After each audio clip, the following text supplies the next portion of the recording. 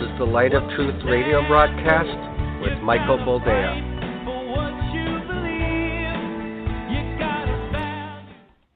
Welcome to the program and thank you for joining us. This is the Light of Truth radio broadcast. I am, as always, your humble host, Michael Boldea, and it's good to be with you once again on a very dreary day here in Wisconsin. I know Gino doesn't have to deal with the dreariness because he's away, but he's nevertheless able to splice this together. I know, we'll see.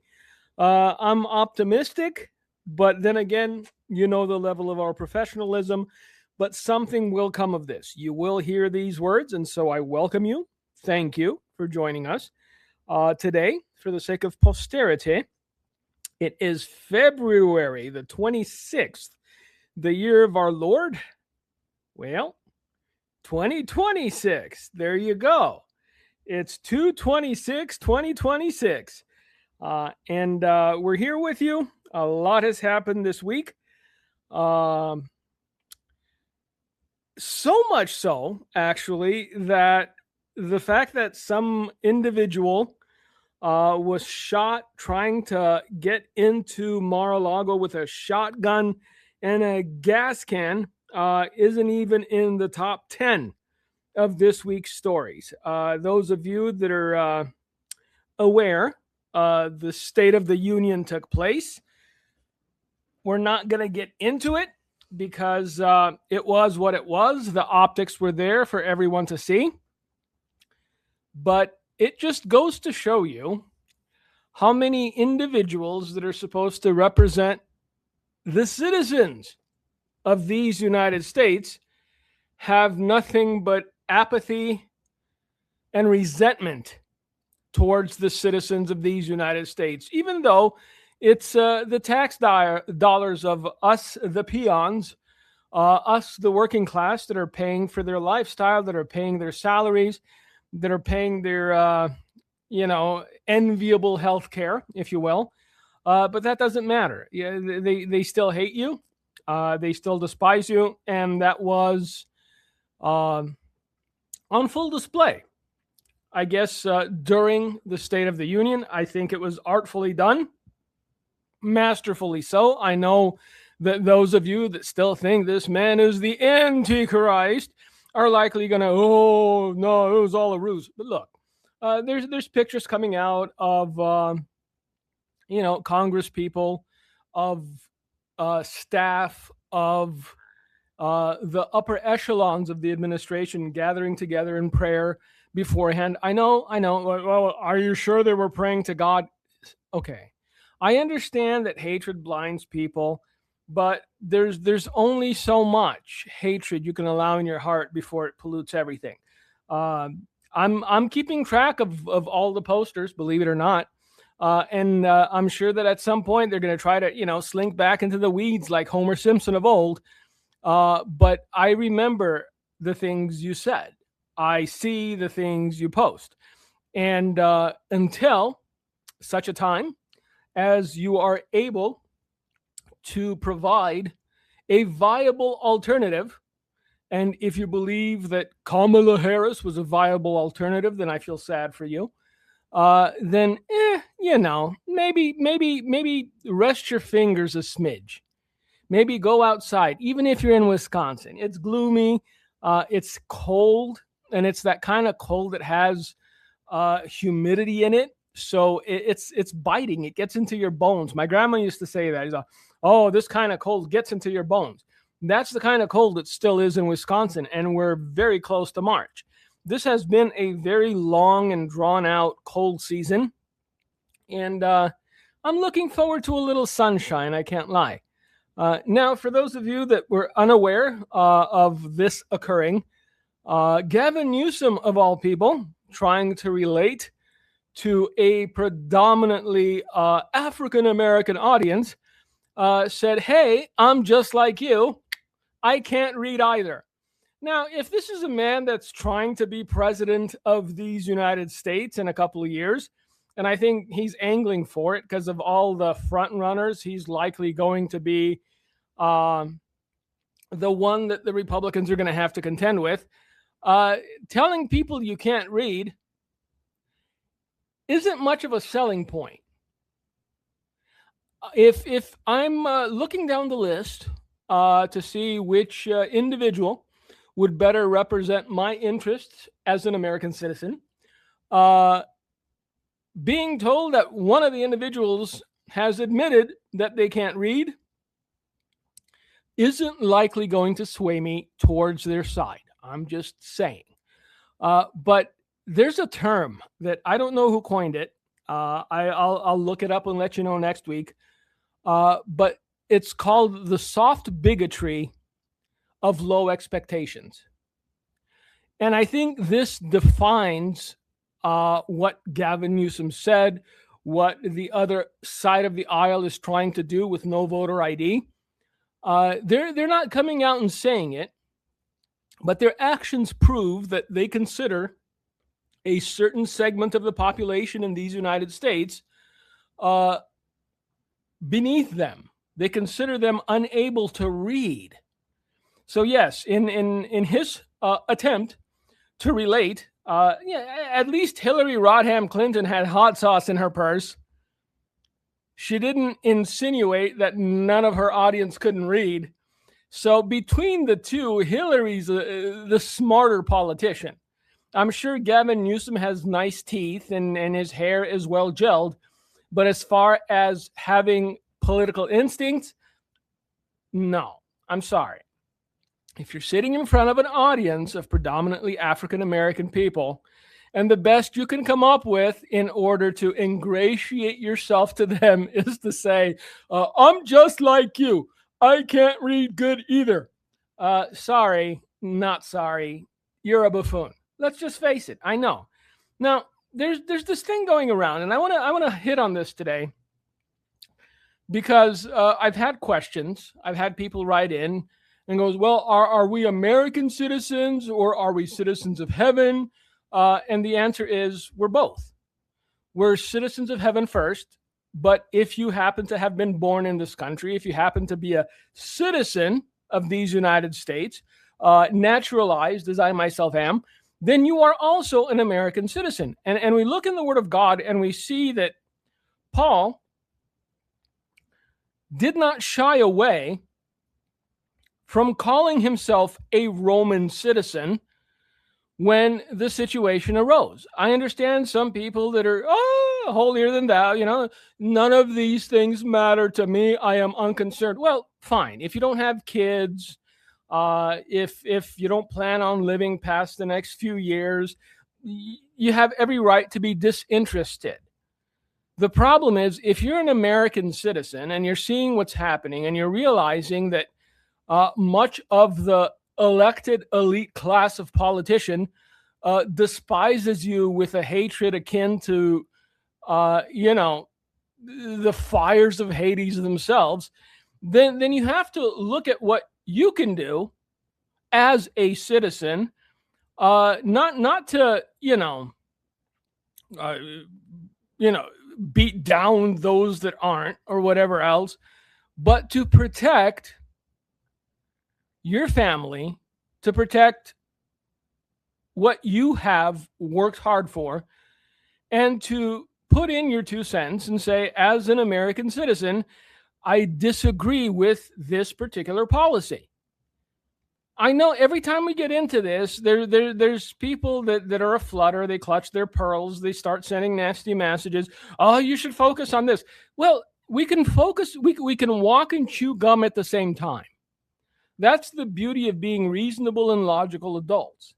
Now, if this story were not included within the canon of Scripture, if Paul's pointing to his Roman citizenship were not included in this, then we wouldn't have a leg to stand on. Well, be heavenly minded. All right, we can be heavenly minded. But Paul was in a situation where he'd been arrested because he'd gone to the temple, and individuals that knew what he was preaching, and what he was preaching was Christ, saw him there. They weren't very happy, and so they arrested him. Now, There was another time when Paul was arrested along with Silas, and Silas was also a Roman citizen. But at that time, his citizenship as a Roman did not protect him from having his feet in stocks and sitting in a dungeon. So to a certain extent, citizenship does have its privileges if you are a citizen of a particular country. There's nothing unbiblical, there's nothing wrong, there's nothing evil with understanding that if you are a citizen, then it is implied citizenship has its privileges. It extends only so far, because once persecution commences in these United States, and I know that some of you still go, oh, we're never going to see persecution here. Just wait a second. Take a breath. It's coming. Once persecution begins within these United States, and it will be done with the consent and advocacy of those in power, then your citizenship isn't going to mean anything. You are not going to be protected from the hatred, vitriol, imprisonment, torture, beatings, beheadings, whatever you want to encapsulate in that word persecution of your fellow citizens, of your contemporaries. But as of now, yes, in certain situations, citizenship does have privileges. And so after he was arrested at the temple, Paul was trying to reason with those that had arrested him, and they only listened to him up to a certain point. Then they raised their voices and said, "Away with such a fellow from the earth, for he is not fit to live." This is the end result of hatred. This is the end result of not seeing others as human beings. And currently, people are being conditioned not to see believers, especially white Christian males, as human beings. So when the day comes that men will shout, "Away with him, away with her, they are not fit to live," it's not going to be something new and heretofore unheard of. And it shouldn't come as a surprise for you as a believer. This has happened before. And you're wondering to yourself, what exactly did Paul say that made them so angry? What could he have possibly said that would cause people to go into madness? Because technically, that's pretty much what it was. We're going to go to Acts chapter 22.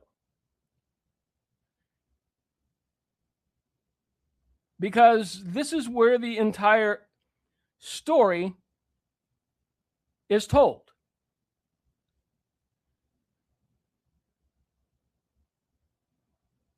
And up until this point, Paul was detailing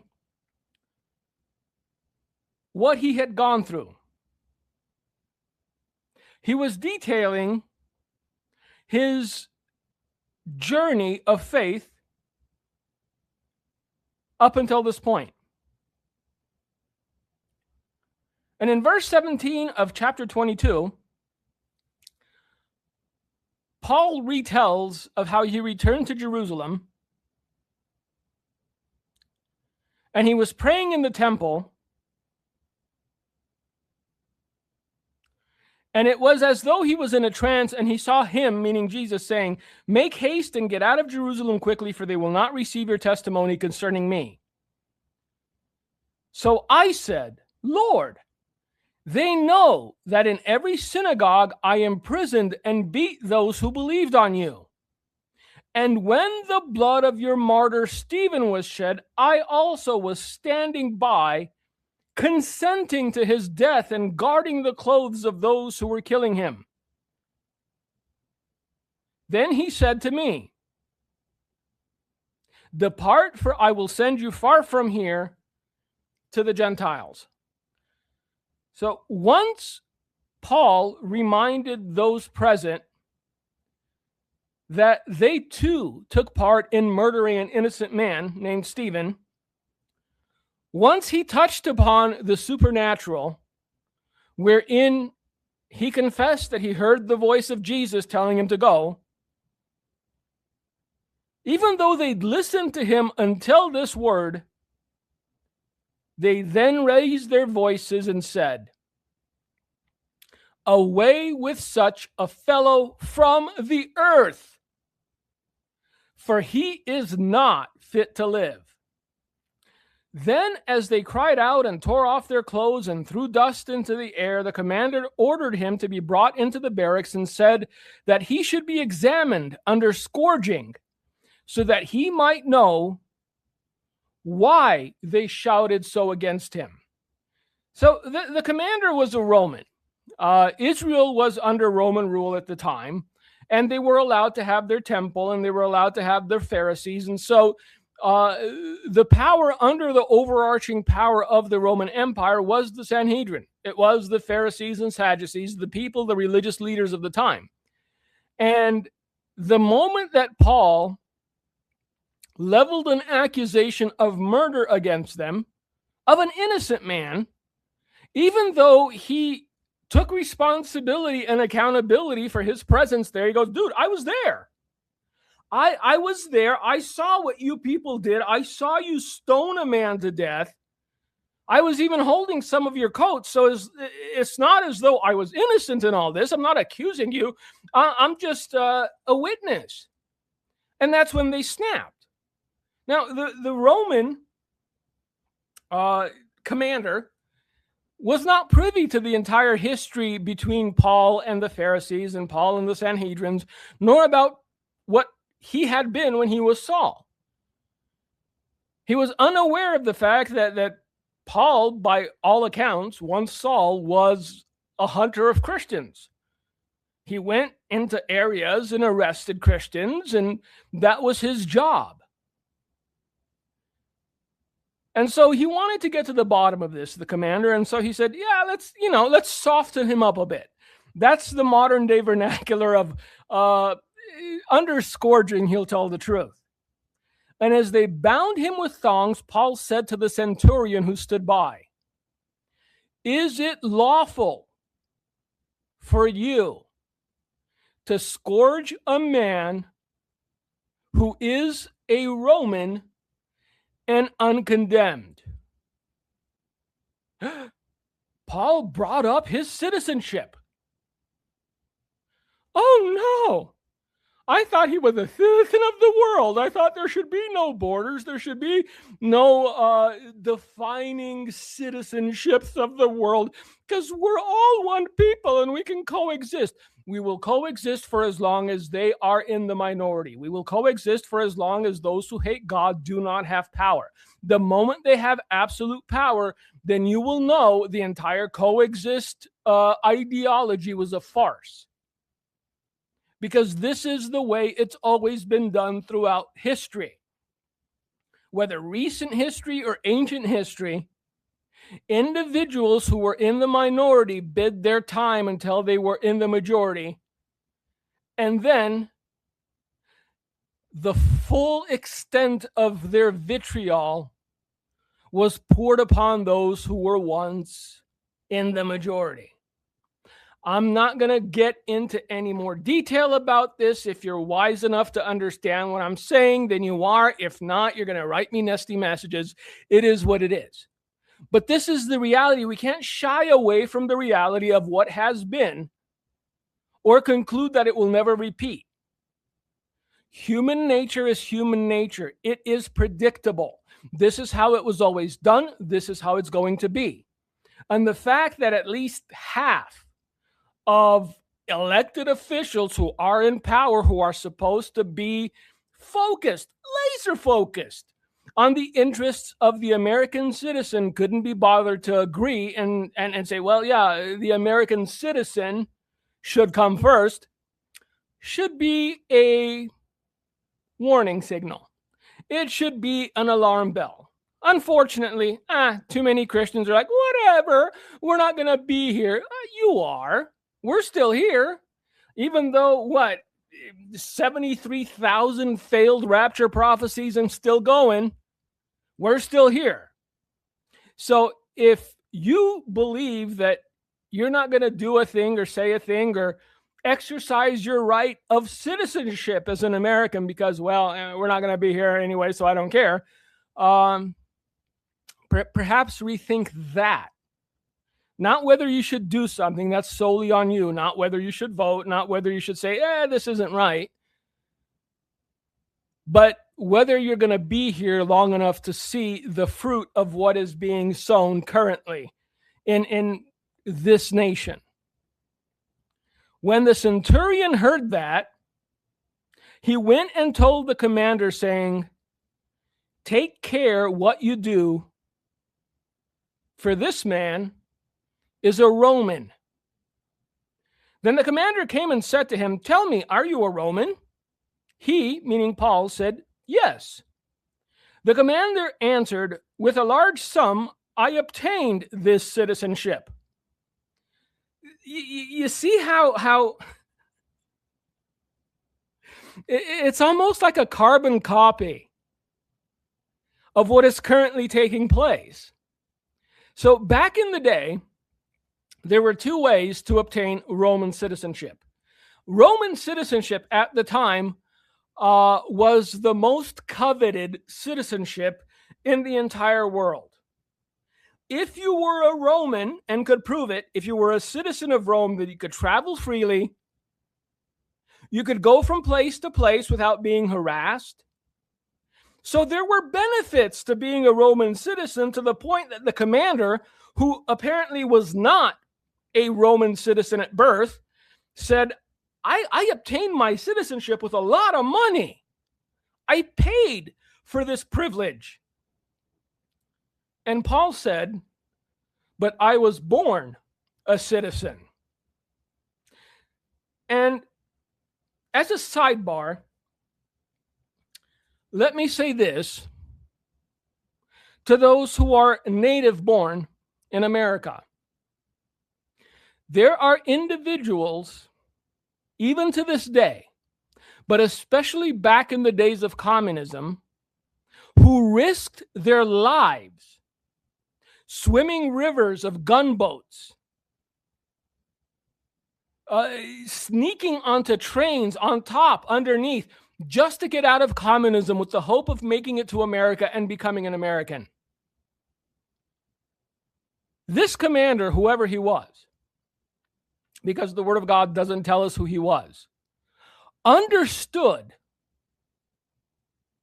the importance, the privilege, the value of being a Roman citizen, to the point that he obtained his citizenship with a large sum of money.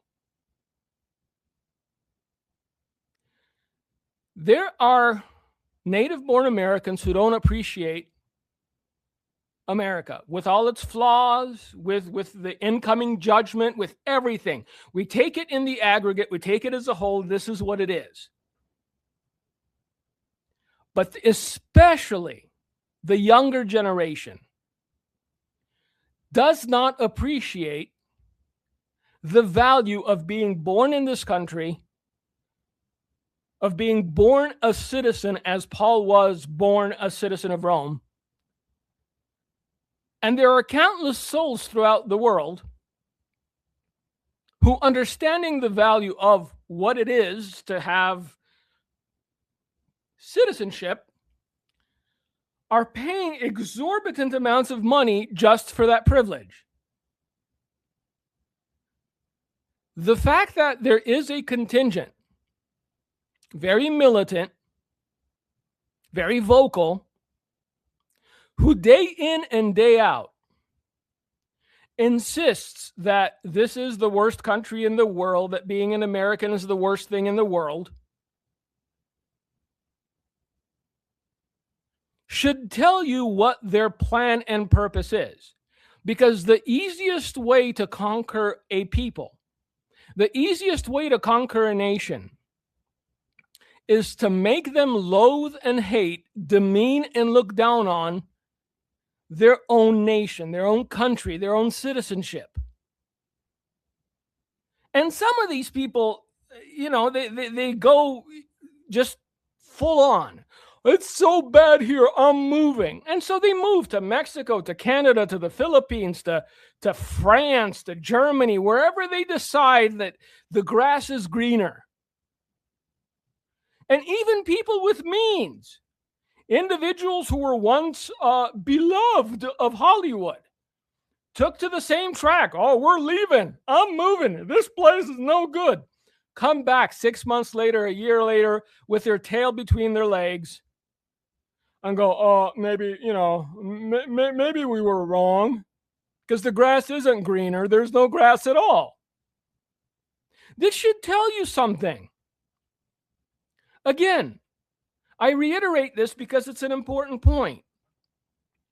I've spent the last 40 years of my life speaking about judgment coming upon America, not because I want to see it, but because the desire of my heart is that America repents and judgment does not come. I believe that ship's already sailed. There's no repentance forthcoming. I don't care who you are. We can see it. But that doesn't change the attitude of my heart. That doesn't change the way I view myself as an American citizen with 2 daughters living in this country.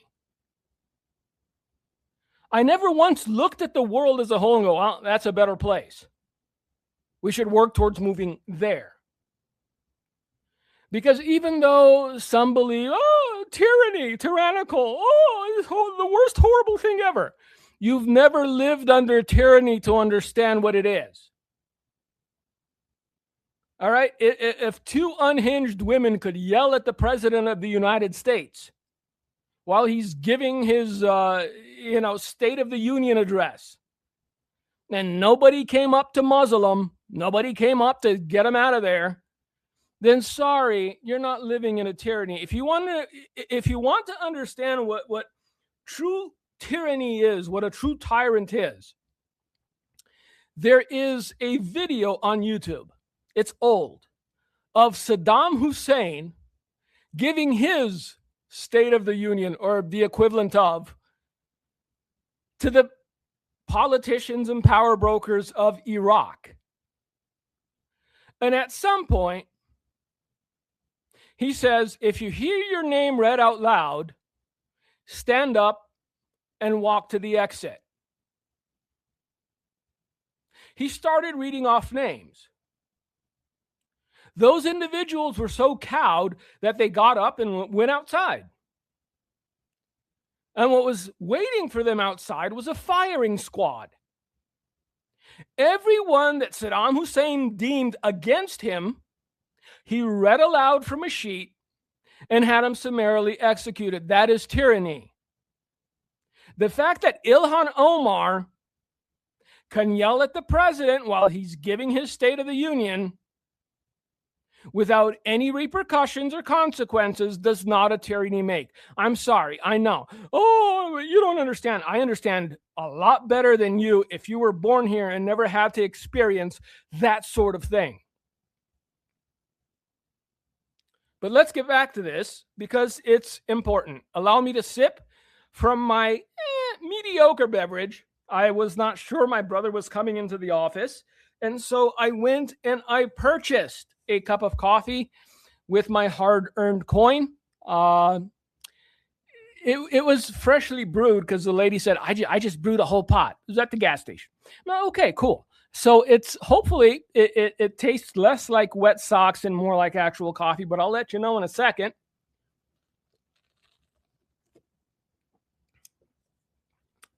Can't tell the difference. Anyway, so once this commander heard that Paul was a Roman citizen by birth, everything changed. Then immediately, those who were about to examine him, and by examine, it means scourge, whip him a bit, withdrew from him. And the commander was also afraid after he found out that he was a Roman, and because he had bound him. So even though the commander himself was a Roman citizen, his citizenship had been purchased. Even though he was currently a commander in the Roman legion, once this man discovered that he was about to scourge a Roman citizen who became a citizen by birth, he also became afraid. Again, citizenship has its privileges. It has its responsibilities and accountability too. If you're an American citizen, you pay your taxes, you go to work, you abide by the laws of the land. But it also has its privileges.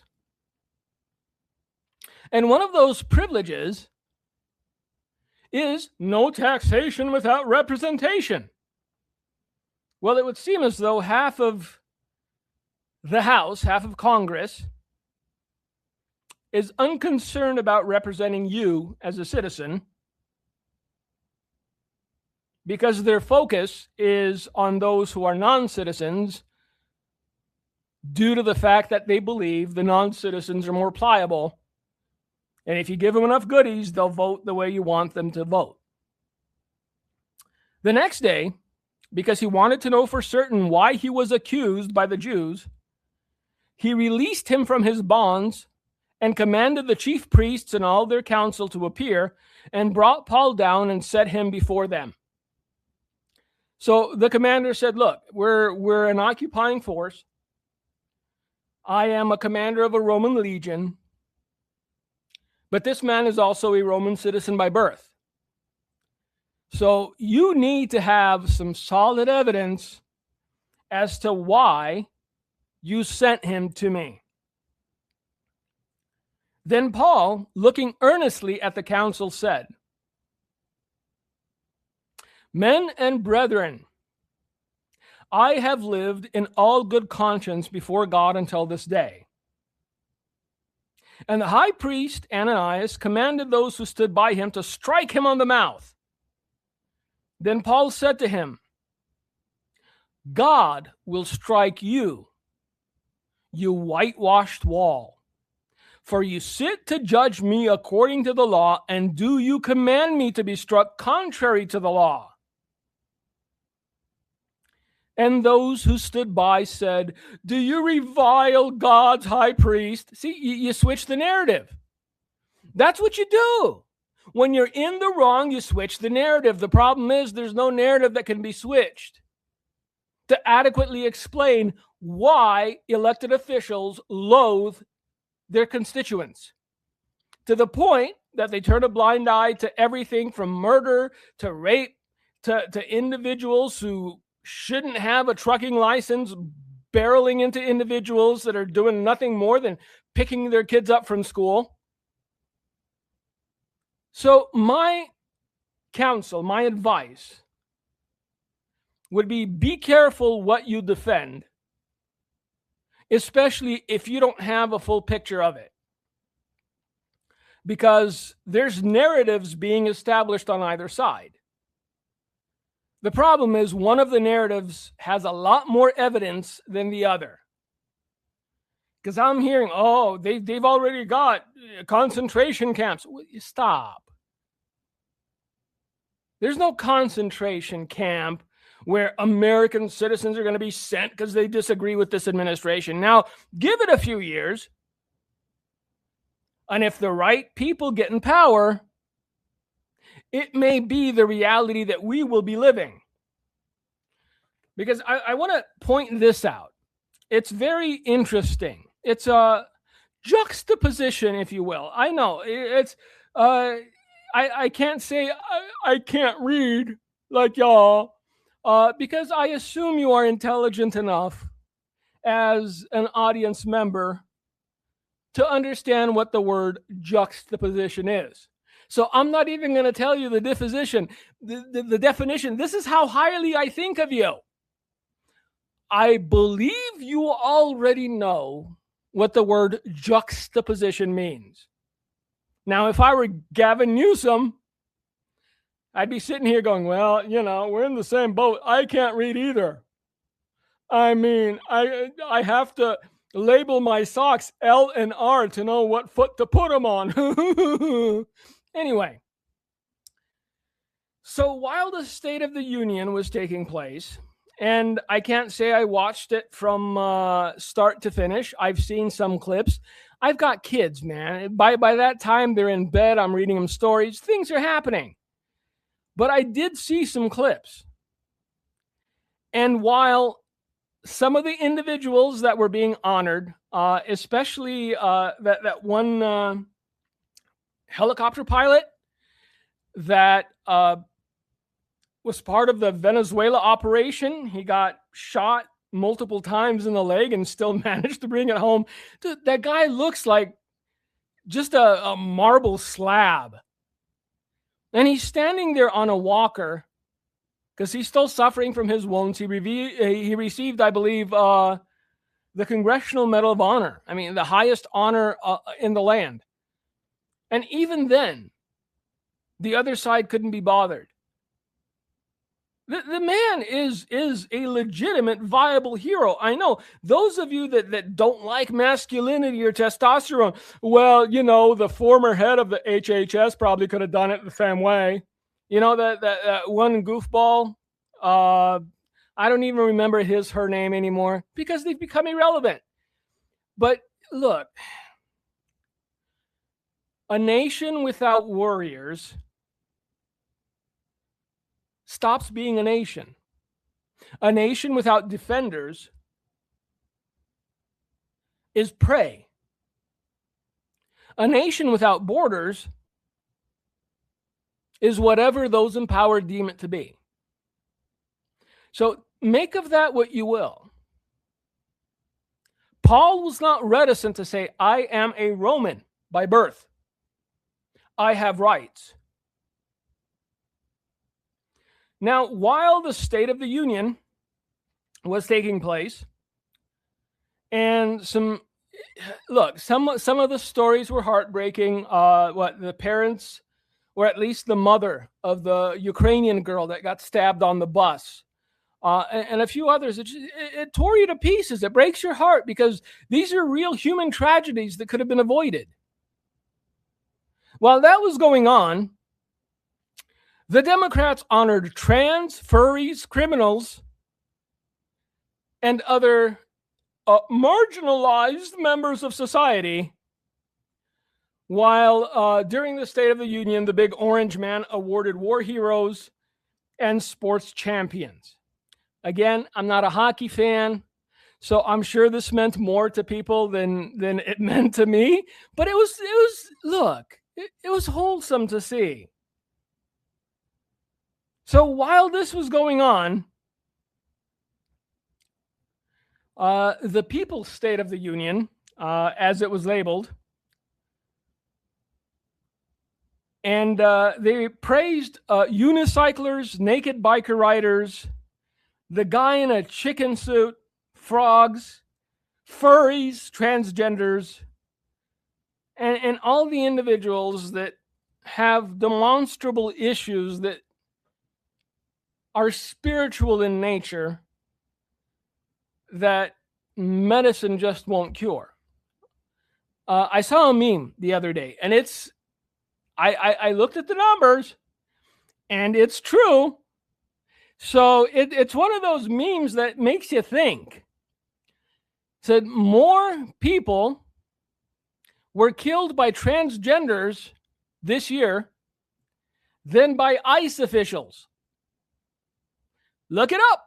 The numbers don't lie. I know. Why do you have to pick on them? Because it's becoming a thing. News reports are saying that the individual that tried to get into Mar-a-Lago with the shotgun and the gas container was also of that particular crowd. Another individuals that they were shot at the border. I think, yeah, they were shot at the border patrol. Was also an individual that was transitioning. Apparently, they had a male driver's license from one state, and then one denominated to be female from another. The shooting occurred after Border Patrol agent pulled over 26-year-old Blue Zeke Daly, or Dolly, and asked if he used other names. The agent learned that Daly also used the name Colin Zeke Daly. Then the suspect drove away. The border agent followed the suspect to the Pittsburgh port of entry on the U.S.-Canada border. But because it was only slightly after midnight Sunday, the gate to the crossing had yet to be opened. The agent stopped behind Daly, turned on his light, and exited his vehicle. At this point, Daly allegedly shot at him, and the Border Patrol agent returned fire. So, again, once an anomaly, 10 times, it's a predictor, it's a pattern. This is, as yet, your country. If you happen to be an American, whether born American or naturalized, and even though there are many voices saying, oh, it'll go whichever way it goes, it doesn't exempt you from doing your duty as a citizen. That's all I want to say about that. And I understand I'm going to get pushback. I understand there's going to be angry people. Why do you have to talk about this? Because if I'm silent and you're silent and everyone else is silent, and if we all come to this irrational conclusion that being a citizen or not a citizen doesn't matter at all, then this thing will escalate far quicker than it would have otherwise. So again, juxtapose the two. While war heroes were being awarded medals, while true tragedies were being exposed for what they were, the other side decided to go the way of furries, transgenders, frogs, and other things. Look, you pick a side. You have to take the good with the bad. And some people, out of sheer hatred and animus towards one individual, aren't seeing the situation for what it is. Because those that would have this nation be very different than what it is or what it was have no interest or desire to coexist. They understand that in order for them to take power, in order for them to rule, they need to have the majority. And they need to have everyone else cold because they have neither the intelligence nor the aptitude to rule a nation with freedom of speech. If you don't believe this is possible, look at what's happening in Canada. That's all I have to say. I know that I have Canadian listeners, and they can attest. The idea that you have the freedom to say what you want to say in Canada is dead. It's gone. And those in power lean a certain way. And evidently, by all the stories I'm seeing coming out of Canada, only one segment of the population is being jailed, fined, persecuted And it's not those with the mental illnesses, and it's not the furries or the transgenders. It's reasonable, logical thinking people that go, something's off here. This isn't right. And because you stand in the way of their agenda, because you denounce their narrative, they will say of you as they said of Paul. This man doesn't deserve to live. Away with such a fellow from the earth. Not get him out of Rome. From the earth. For he is not fit to live. This is the mindset that is shared by more people in this country than you know. In their eyes, because you have a differing opinion, in their eyes, because you're willing to stand and say abortion is murder, you are not fit to live. You need to die. And once such people get power, they will have the quote-unquote law behind them. And at that juncture, it won't matter if you're a citizen or not. While it still matters that you're a citizen, maybe do your civic duty. I don't know. I'm not here to tell you what you do, or you should do, or you must do. I'm trying to present the situation and hopefully open your eyes to the reality that not all is as it seems.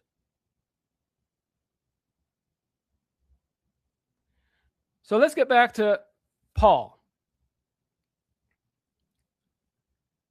Once he laid out his case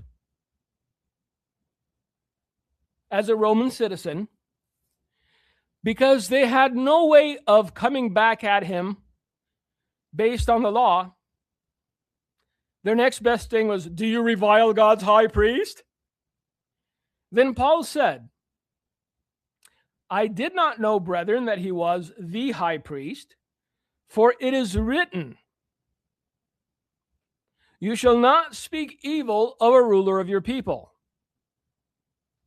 But when Paul perceived that one part were Sadducees and the other Pharisees, he cried out in the council, men and brethren, I am a Pharisee, the son of a Pharisee.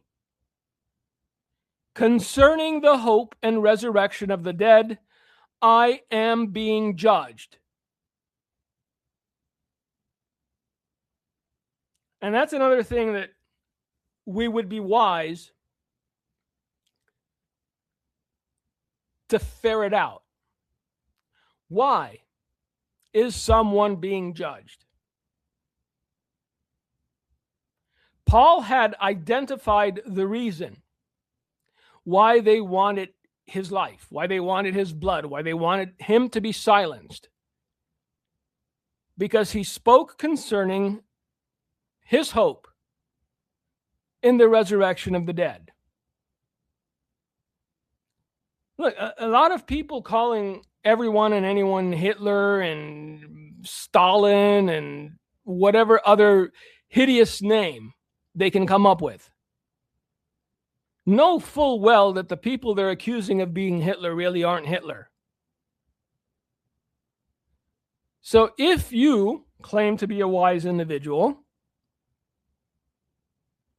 go beyond the superficial and understand why they are being accused of such heinous things. And when he had said this, a dissension arose between the Pharisees and the Sadducees, and the assembly was divided. For Sadducees say that there is no resurrection and no angel or spirit, but the Pharisees confess both. Then there arose a loud outcry, and the scribes of the Pharisees' party arose and protested, saying, "We find no evil in this man. But if a spirit or an angel has spoken to him, let us not fight against God." So basically, Paul used their own ideology against themselves. He saw a means by which he could divide them. And he did it. Because even though these individuals, generally speaking, and by these individuals I mean the Pharisees, believed in angels and believed in resurrection, they did not believe in Jesus. They did not believe that Jesus was the way, the truth, and the life. But the Sadducees didn't even believe in resurrection, angels, or spirits, and that's where Paul saw an opportunity to divide them against themselves. So you can use that in a noble quest, but you can also use it negatively.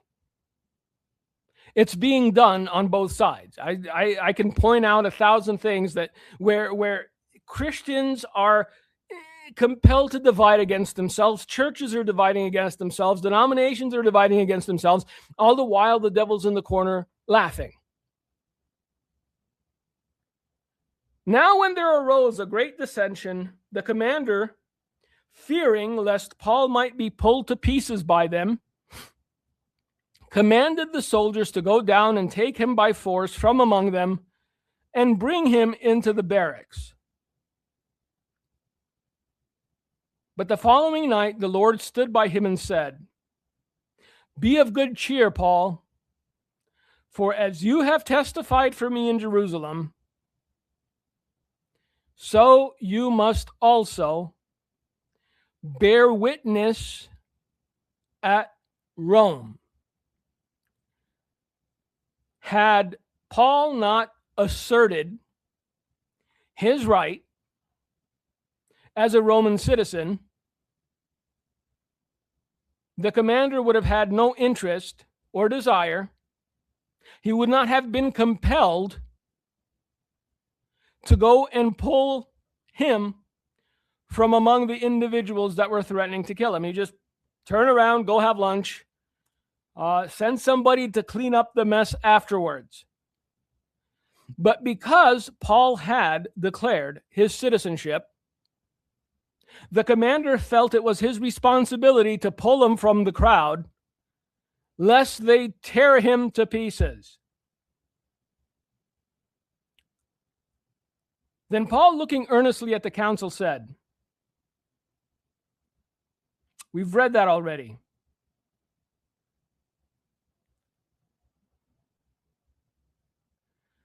And when it was day, verse 12 of chapter 23 now, some of the Jews banded together and bound themselves under an oath, saying that they would neither eat nor drink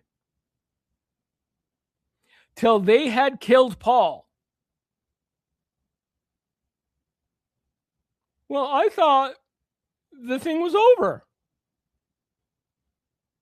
I mean, it's, the commander pulled Paul out. They had a war of words and that was done. No, because the bloodlust was still there. This is one of the downsides of reasonable and logical individuals, is that victory of one small battle is deemed to be victory of the war itself. It's not. Even though they had come to no conclusion, even though Paul was not being tried, even though Paul had not been found guilty of anything, some of the Jews banded together and bound themselves under an oath, saying that they would neither eat nor drink until they had killed Paul. Now there were more than 40 who had formed this conspiracy. They came to the chief priests and elders and said, "We have bound ourselves under a great oath that we will eat nothing until we have killed Paul. Now you, therefore, together with the council, suggest that the commander, that he be brought down to you tomorrow as though you were going to make further inquiries concerning him. But we are ready to kill him before he comes near."